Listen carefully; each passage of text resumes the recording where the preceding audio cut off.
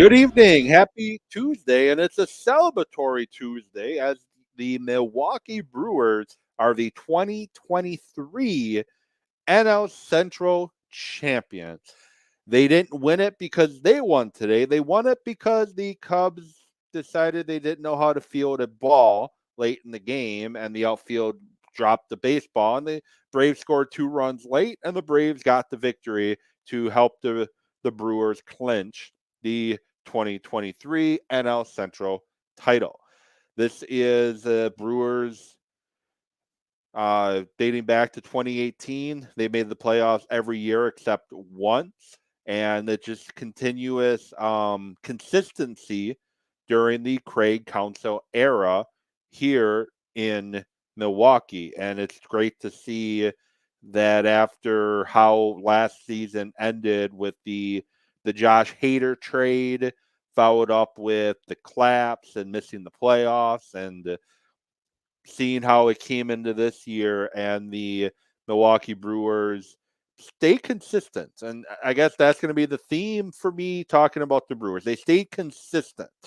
They never had any big losing streaks. They had one big winning streak, but other than I think 9-game winning streak they never really had any big winning streaks. And like I said, they never had any big losing streaks either. And just shows you that the style the Brewers play with can, in fact, get you wins. And now it's a matter of how it translates to the postseason. Well, now we figure out who the Milwaukee Brewers are going to play in the 2023 postseason. We are guaranteed at least 2, possibly 3 games at American Family Field next week, Tuesday and Wednesday, and Thursday if necessary. But as of right now, with the wild card, and we'll find out who probably going to take until Sunday to figure out who the Milwaukee Brewers are going to play. The Cubs are a half game ahead of Miami, a game behind Arizona for the 2 seed, a half game ahead of Miami for the number 3 wild card. The Reds are a game and a half behind the the Cubs for that. They're a couple games behind the Cubs for that. For the Cubs for that second wild card or third wild card, I mean. And Arizona is 83 and 74. Cubs are 82-75. Miami's 81 and 75. Cincinnati's 81 and 77. So it's a big log jam between for the second and third wild card.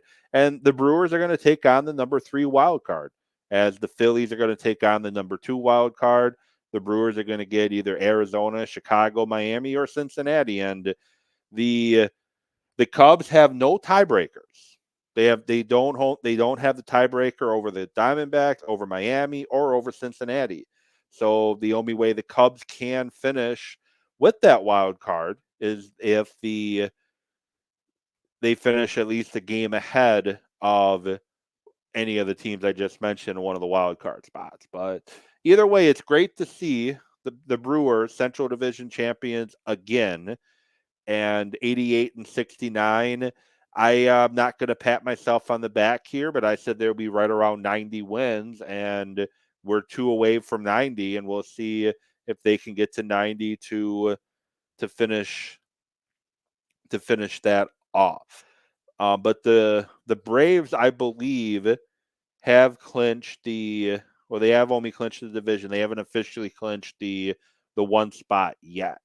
But I'm excited for postseason baseball. And I love, and it would have been more fun. It would have been nicer. It would have been more exciting if they won the division. They won the division with a win. That would have been fun. But the Brewers' recent postseason, 2018 Central Champs, 2019 and 20 Wild Card, 2021 Central Champs, 2023 Central Champs. And as I mentioned, the Brewers do it with consistency. They don't spend a lot of money, and it works for them. And they are a team that, to me, this postseason is wide open. Um, and I know it probably sounds crazy with me saying that. You got the Braves, who pitching could potentially be their downfall. Their pitching struggles a little bit. The Phillies, inconsistent. Same record as the Brewers, but they've been inconsistent this season at times. The Dodgers at 96 and 60.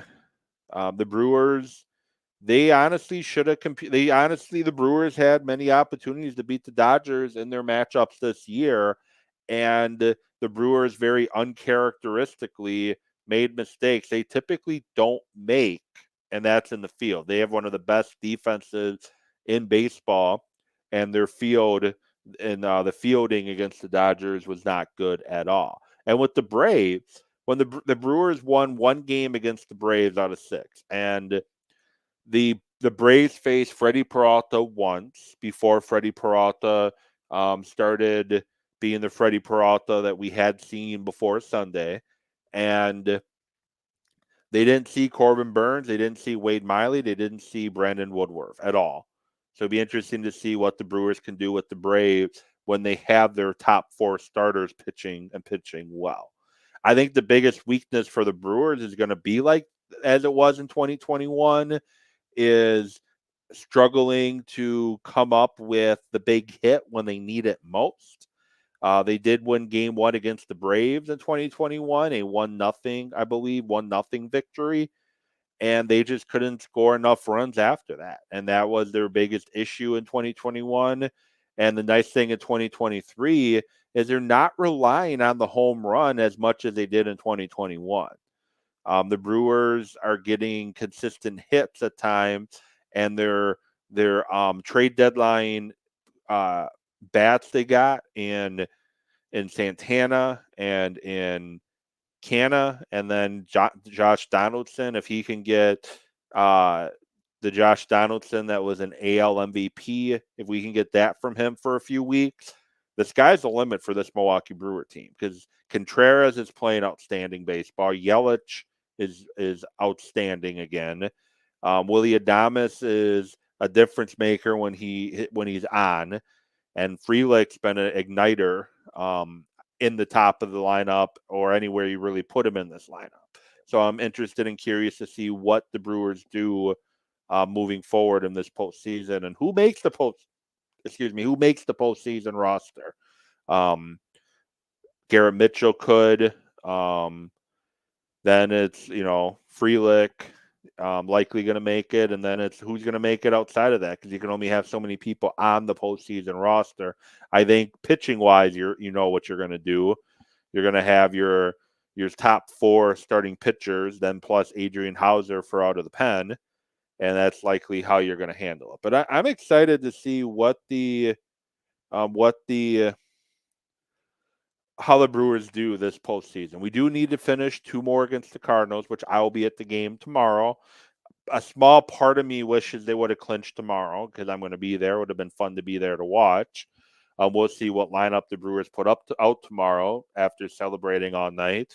They might have to, find some random people who play at the other field they have there, the Little League field. They might have to find some people playing there to bring them in to play a game because it might be a little hungover after celebrating this division champions. And I guess I want to know what your thoughts are on how you feel the Brewers are going to do. At Evan Witt Sports, you can find me there on Twitter or X, whatever they're calling it. Talking Sports with Evan on Facebook, and on YouTube, look up Evan Witalison and find out. I'm also on Substack.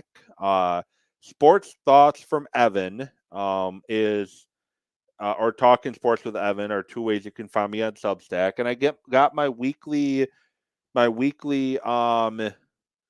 article, 32 thoughts that I put in each and every week.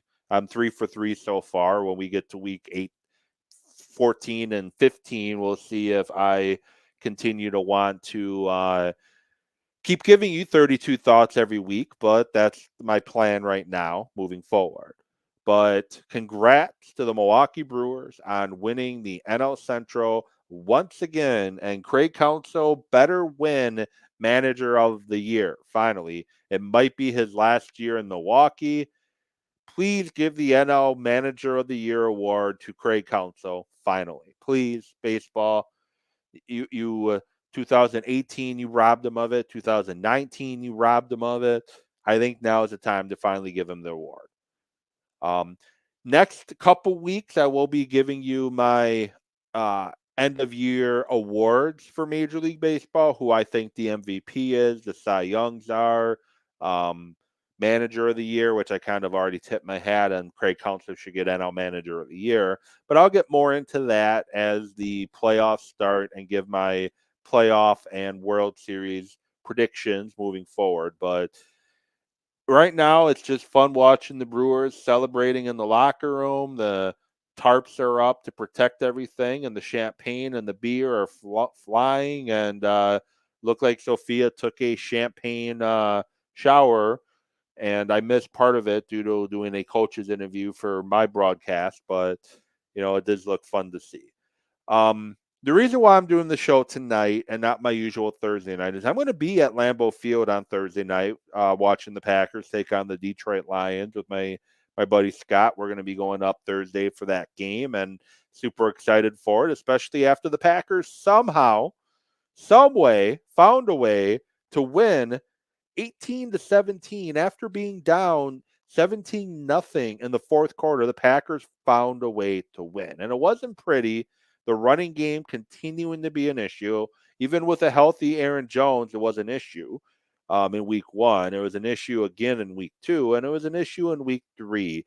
And it's easy to point the finger at A.J. Dillon and blame him, and it's his fault on it's A.J. Dillon's fault on why the ground game is struggling because he's slow to the hole and he doesn't pick the right hole. But the run blocking, if you really look at the blocking up front, pass blocking, Packers are doing well. They're giving Jordan Love time to look down the field, make the throws, do what he needs to do. But the run blocking is not giving the running backs any type of running lanes, any type of running room whatsoever. And that's a problem because you got the Lions coming up on Thursday, and one thing the Lions do extremely well is stop the run. And we'll see if they held the Chiefs to 3.5 yards per rush. They held Seattle to 3.3, and they completely shut down Atlanta's running game and held them to just 2.2 yards per carry on Sunday. And we remember what the Packers did, what the Falcons did against the Packers and the ground game for them. So, but overall, impressive Packer win. It didn't look good. The first half, Jordan Love looked like he still needed some work before I was ready to state that he was the next Packer, really, Packer great quarterback. He looked very good at times in week 1 and week 2. But most of the game against the Saints, Jordan Love looked pedestrian until it mattered most. And in the fourth quarter, he got some comfort. His receivers started making plays for him, started catching the football, making tough catches, contested catches, making things happen for Jordan Love. And his touchdown run to get the Packers finally on the board and then going for 2 right after, got to tip your hat to LaFleur and be willing to go for 2 because he easily could have kicked the extra point. But then, you would have, then it would have made your, tougher decision after you scored that last touchdown. But the thing is, if you go for 2, you don't get it. You go for 2 the next time, and then, likelihood of missing out on two-point conversions is very unlikely. But I think some things I liked about Sunday against the Saints is after a very rough start from the defense buckled down and held the Saints scoreless and really locked them down. The Saints had 1 touchdown, really. They had a punt return for touchdown, which you can't blame the defense on, and they had a field goal, 17 points. The Packers defense held the Saints to 7 points. Technically, I guess 10 points. And they held the Saints to a field goal after being in being put in tough situation. I think that's important to remember too. The defense and as I said in last week's 32 things from week 2, the defense is very Jekyll and Hyde. Some weeks, some moments, some parts of games they look to be very unstoppable, and other moments we saw what we did against Atlanta. They need more consistency on defense, but tip my hat to the defense though this week, and especially Darnell Savage. He's having a pretty good year, surprisingly. He did not look like he was going to be an NFL safety much longer after the way last season ended, but Savage is looking the part. He's looking like an NFL safety, and he's doing his job, and that's the important thing. He's doing his job. And Rudy Ford had a really good game against the Saints after not playing good through the first 2 weeks of the season. Kenny Clark and Devontae Wyatt had strong games, and Rashawn Gary, wow, that dude's a monster. And if he is fully, truly back like it looks like, look out rest of the NFL because Rashawn Gary is coming for you. And moving on to this week, the Packers taking on the Detroit Lions. The Lions 2-1 as well as the Packers. They beat the Falcons last week. To improve to 2-1. And the Lions, I don't really know what to say about what to think of the Lions. I really don't. I don't know what to think of the Lions. They've scored 72 points. They've allowed 63. They're the definition of an average team. They lost to the Chiefs 21-20. I'm sorry, they beat the Chiefs 21-20. They lost to Seattle 37-31, and they beat the Falcons 20-6. I don't know what to think of them yet. And I don't know what to really point to what they do well. They don't run the ball that great. They didn't run the ball well against Atlanta. They didn't run the ball that well against Seattle. David Montgomery, who missed last week, had 67 yards on 16 carries.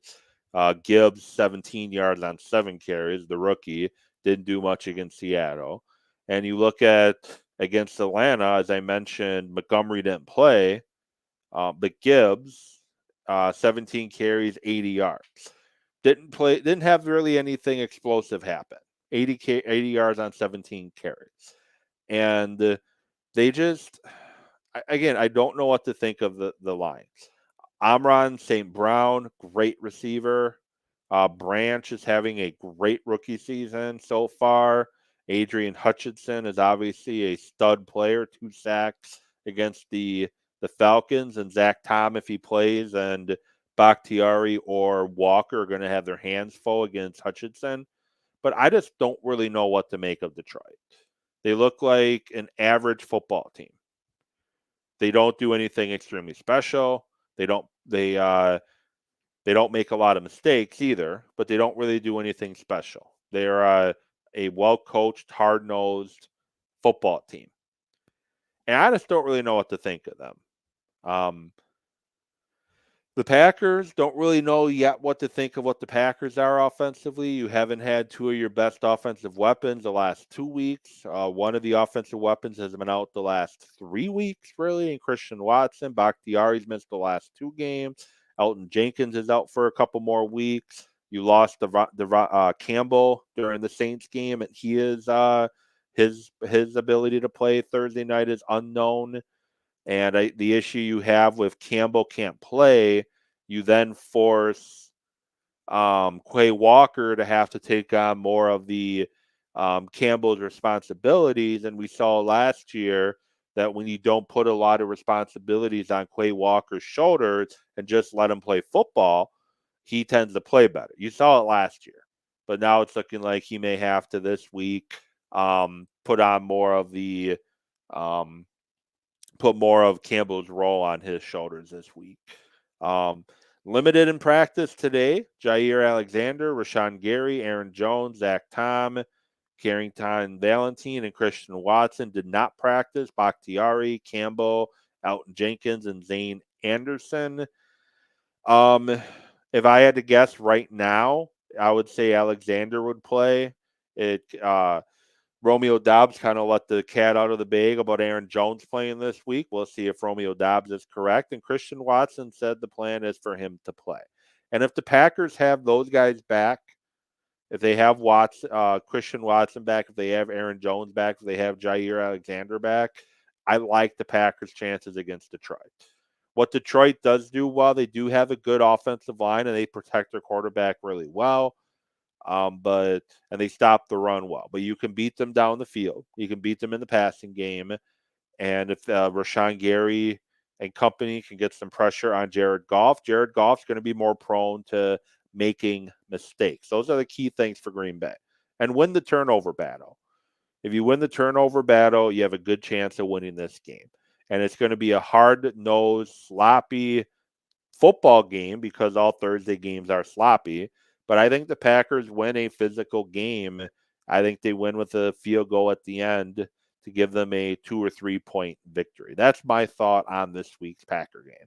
So what is yours? What do you think the Packers are going to do this week against the Detroit Lions? At Evan with Sports, Talking Sports with Evan, or Evan with Allison, and comment and let me know what your thoughts are on what the Packers are going to do. With that said, again, congratulations to the Milwaukee Brewers on winning the division and great comeback win by the Green Bay Packers. And now we see how this team can grow moving forward. It's a little shorter version of Talking Sports with Evan as usual because I need to get to bed. I got a couple long days coming up, and today's just really the only day I can get my show in. With that said, I'll be back at you next week, hopefully talking about another Green Bay Packer victory. Have a great night, everybody.